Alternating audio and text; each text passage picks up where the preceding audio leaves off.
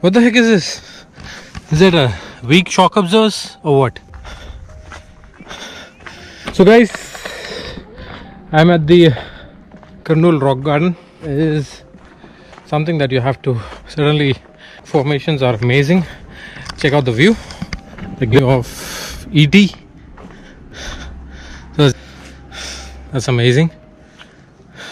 So the entry to this place is just $10, and I guess the best time to visit is between 9. There's very good hideouts if you have a girlfriend,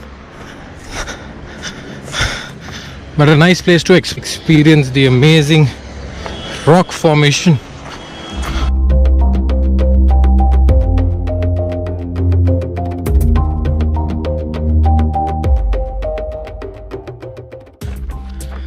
So there is a proper walkway, and as I said, the best time to visit is 9 to 10 in the morning.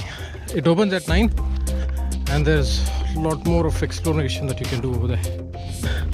So there's also dormitories. These are run by Hippie Tourism. They seems to be abandoned.